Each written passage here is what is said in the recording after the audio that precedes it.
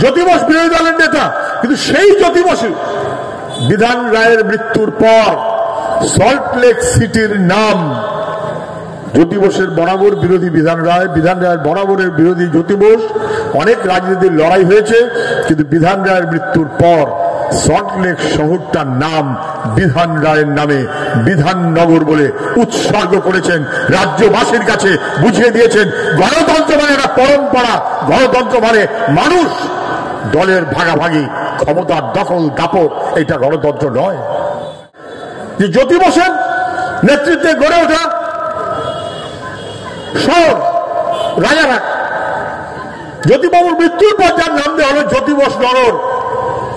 জ্যোতি বোসের মৃত্যুর পর নতুন যিনি সরকারে আসলেন তিনি প্রথম দিনে এসে সেই নামটা খারিজ করে দিলেন, দিয়ে বললেন জ্যোতি বসুর নাম গন্ধ কোথাও যেন না থাকে, নাম বদলাও, রং বদলাও, সব আমি ছাড়া কেউ কোথাও কিছু নেই। এই যে স্বেচ্ছাচারী স্বৈরাচারী যে মনোভাব, যেমন দিল্লিতে আমরা দেখতে পাচ্ছি তেমন রাজ্যে আমরা দেখতে পাচ্ছি। মানুষের ভূত ভবিষ্যৎ ভালো মন্দ ওসব বিষয় নেই।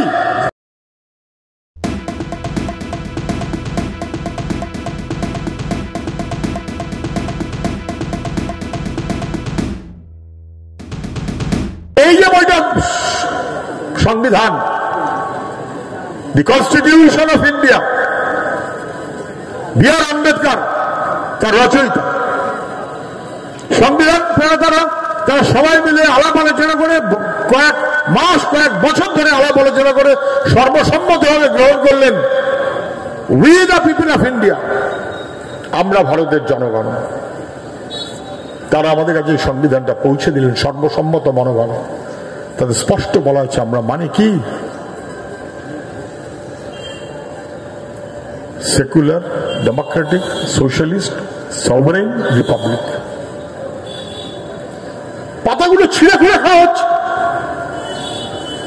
ইকুয়ালিটি, জাস্টিস, লিবার্টি, ফ্র্যাটার্নিটি, দেশকে আমাদের নিয়ে এগিয়ে যেতে হবে। স্বাধীনতার পর অনেক ঝাপটা আসা সত্ত্বেও, নানান মত পথ ফারাক থাকলেও ভারতবর্ষের অর্থনীতি এবং ইত্যাদি যখন খানিকটা আমরা যেমন চাইছি তেমন করে না হলো মিশ্র অর্থনীতির পথে চলেছে ভারত, আমরা স্বাগত জানিয়েছি। ধর্মনিরপেক্ষ মনোভাবে চলেছে ভারত, আমরা স্বাগত জানিয়েছি। জোট নিরপেক্ষতার নীতিতে বিশ্বাস করেছে ভারত, আমরা স্বাগত জানিয়েছি। আজ তিনটে উদাও, লিবারাল ইকোনমি, আচ্ছে দিন আদানি আম্বানিরা লাফিয়ে বেড়াচ্ছে। ধন গরিমার ইতরতা, রবীন্দ্রনাথ বলেছিলেন ধন গরিমার ইতরতা সে ভয়াবহ। সে ধন গরিমার ইতরতা আমাদের দেশে বাড়ছে। আমেরিকা, জার্মানি, ব্রিটেন তার চাইতে পর্যন্ত ইনইকুয়ালিটি আমাদের বেড়ে গেছে। এবং এই ধনগরিমার ইতরতা আপনি সেফ পাবেন আরেকটু এগিয়ে গেলে বাঁদিকে, এই রাস্তা একটু এগিয়ে গেলে বাঁদিকে বেলঘরিয়া ফ্ল্যাট, যে ফ্ল্যাট থেকে একদিনে 51 কোটি টাকা উদ্ধার হলো, গোটা ভারতবর্ষ দেখলো। অপার সংসারে 51 কোটি টাকা ঘরে ঘরে সাজানো আছে গোটা ভারতবর্ষ। সেদিন বাংলাকে বাঁকা চোখে দেখেছে। বাংলা মানে স্বাধীনতার আগে তো বটেই, পরেও বিধান নয়, ফারাক থাকতে পারে আমাদের। জ্যোতি বোস বিরোধী দলের নেতা, কিন্তু সেই জ্যোতি বসু বিধান রায়ের মৃত্যুর পর সল্টলেক সিটির নাম জ্যোতি বোসের বরাবর বিরোধী বিধান রায়ের বরাবরের বিরোধী জ্যোতি বোস। অনেক রাজনীতির লড়াই হয়েছে, কিন্তু বিধান রায়ের মৃত্যুর পর সল্টলেক শহরটার নাম বিধান রায়ের নামে বিধাননগর বলে উৎসর্গ করেছেন, রাজ্যবাসীর কাছে বুঝিয়ে দিয়েছেন গণতন্ত্র মানে একটা পরম্পরা, গণতন্ত্র মানে মানুষ, দলের ভাগাভাগি, ক্ষমতার দখল দাপট, এটা গণতন্ত্র নয়। এটা ছিল বাংলা। সে বাংলা দেখেছে যে জ্যোতি বোসের নেতৃত্বে গড়ে ওঠা শহর রাজারহাট, জ্যোতিবাবুর মৃত্যুর পর যার নাম দেওয়া হলো জ্যোতি বোস নগর। জ্যোতি বোসের মৃত্যুর পর নতুন যিনি সরকারে আসলেন তিনি প্রথম দিনে এসে সেই নামটা খারিজ করে দিলেন, দিয়ে বললেন জ্যোতি বসুর নাম গন্ধ কোথাও যেন না থাকে, নাম বদলাও, রং বদলাও, সব আমি ছাড়া কেউ কোথাও কিছু নেই। এই যে স্বেচ্ছাচারী স্বৈরাচারী যে মনোভাব, যেমন দিল্লিতে আমরা দেখতে পাচ্ছি তেমন রাজ্যে আমরা দেখতে পাচ্ছি। মানুষের ভূত ভবিষ্যৎ ভালো মন্দ ওসব বিষয় নেই।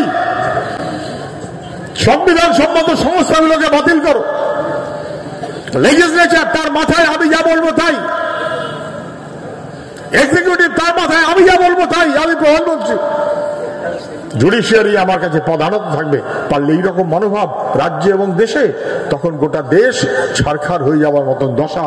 আমাদের নির্বাচন মানে শুধু একজন কোন ব্যক্তির জয় পরাজয় নয়, আমার বিবেচনায় মানুষের ভবিষ্যতের জন্য এই নির্বাচন।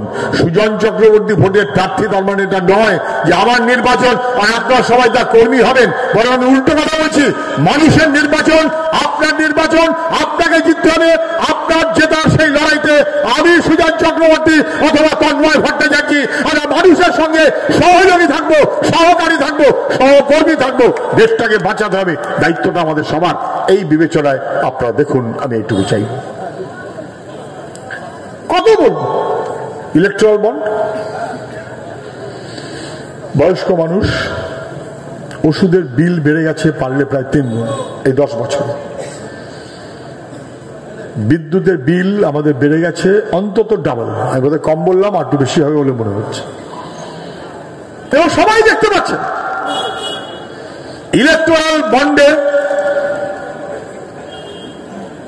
গর্ববোধ করি।